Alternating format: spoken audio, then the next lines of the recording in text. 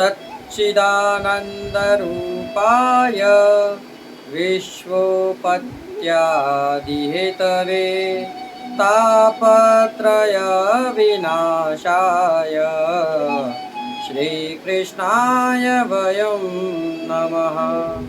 श्रीकृष्णाय वयं नमः।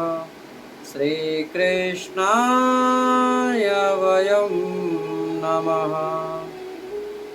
पुष्टिमार्गीय सर्वज्ञ करुणारसपूरित श्रेष्ठफलप्रदाता च तस्मै श्रीगुरुवे नमः। तस्मै श्रीगुरुवे नमः।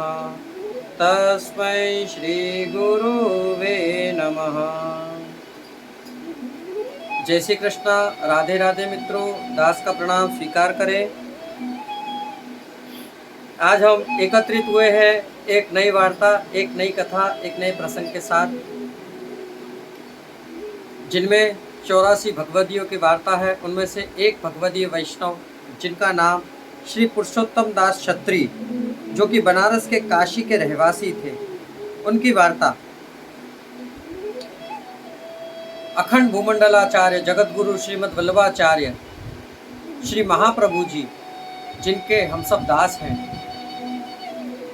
तो आइए मेरे साथ मिलकर इस कथा का रसपान करिए। और यदि आपने हमारे चैनल को सब्सक्राइब नहीं किया है तो सब्सक्राइब कर दीजिए।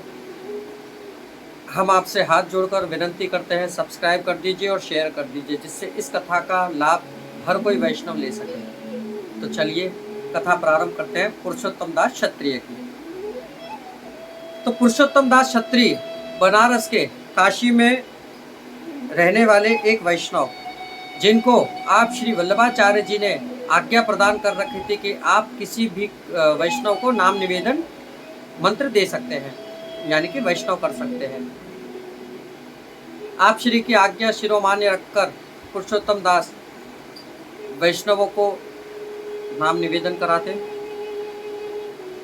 नाम मंत्र की दीक्षा देते, और जो नित्य प्रति ठाकुर जी को 52 बीड़े, यानी कि 52 बीड़ा 52 पान की बीड़ियां होती है, वो बीड़े अंगीकार कराते हैं नित्य प्रति। एक समय की बात है, जब पुरुषोत्तम दास क्षत्रिय रात्रि निंदा कर रहे थे, तब उनके घर के पास एक विश्वेश्वर महादेव जी का मंदिर है। तो वह विश्वेश्वर महादेव जी उनको स्वप्न में दर्शन देकर कहते हैं कि पुरुषोत्तम दास, हमें आपके ठाकुर जी का महाप्रसाद चाहिए। पुरुषोत्तम दास क्षत्रिय बहुत अनुनय विनय के साथ प्रसाद लिया और दूसरे दिन अपने ठाकुर जी की सेवा से निवृत्त होकर वह उस मंदिर, विश्वेश्वर मंदिर में पधारे। जाकर उन्होंने महादेव जी को बीड़ा आरोगाए और महाप्रसाद धरा। अब उस मंदिर के जो पुजारी थे, जो महात्मा जन थे, उन्होंने उनको देखा तो बोला कि पुरुषोत्तम दास, आप ये क्या कर रहे हो? आप तो कभी इस मंदिर पर आए नहीं, महादेव जी को आपने कभी माना नहीं, तो आप आज कैसे?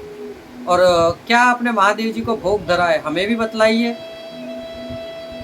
तब पुरुषोत्तम दास ने कहा कि आप सब ज्ञानियों में अग्रगण्य है, तो आप सब स्वयं महादेव जी से ही पूछ लीजिए कि मैं यहाँ क्यों आया था।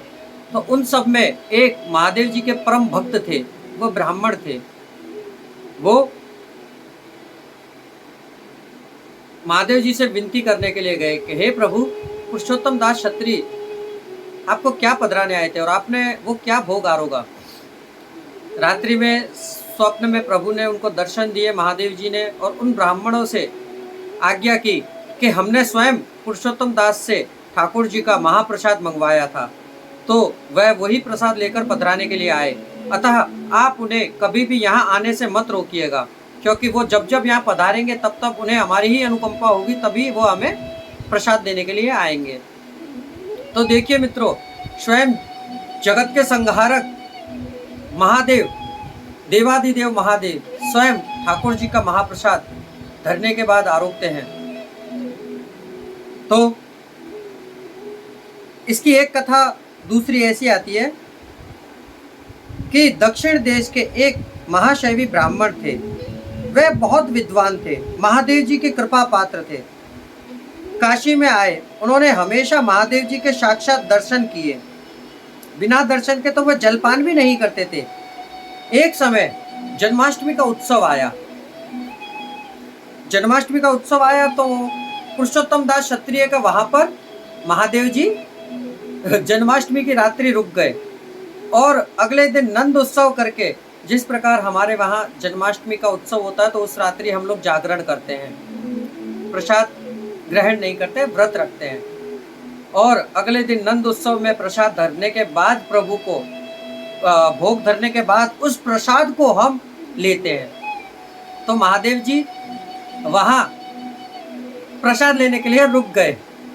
अब वह ब्राह्मण महादेव जी के दर्शन किए बिना तो जलपान भी नहीं ग्रहण करता था, अतः वह वहीं मंदिर में बैठा रहा, महादेव जी की वाट देखता रहा। अगले दिन नंदोत्सव करके महादेव जी वहां से विदा लेकर पधारे। तो जैसे ही उस ब्राह्मण ने प्रभु के दर्शन किए,